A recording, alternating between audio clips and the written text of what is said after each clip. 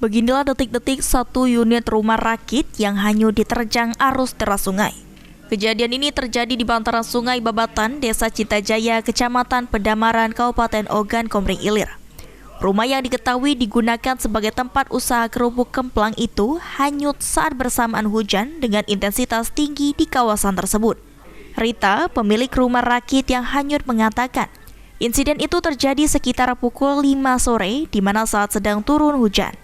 Arus deras sungai sempat menggiring tumpukan-tumpukan eceng gondok berjumlah besar, lalu menghantam ikatan tali rumah rakit hingga hanyut sejauh 500 meter dan nyaris mengenai rumah lain yang berada di sekitar sungai.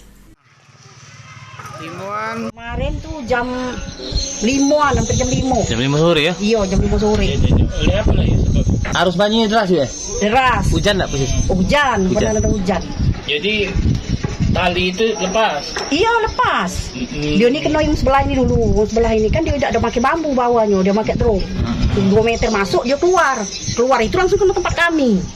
Tempat kami kan banyak bambunya, jadi dia leket istilahnya begitu. Lumpur bambu itu ya? Iya, lumpur bambu. Berapa jauh kanyut nih?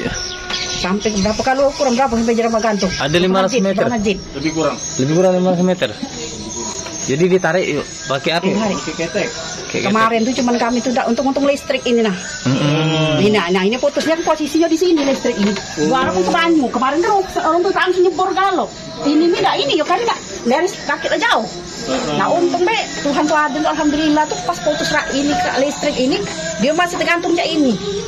Bukan kalau dia komputer rendam kan bahaya. Tidak ada korban jiwa dalam peristiwa itu. Beruntung pemilik dan pekerja pembuat sedang berada di luar. Namun akibat kejadian ini, pemilik rumah mengalami kerugian jutaan rupiah. Setelah hanyut sejauh 500 meter, akhirnya rumah rakit tersebut berhasil dievakuasi dengan menggunakan 5 unit perahu tongkang dan ditarik ke tempat semula. Novan Wijaya, PAL TV. Kalau untuk bangunan masih utuh ya, Alhamdulillah.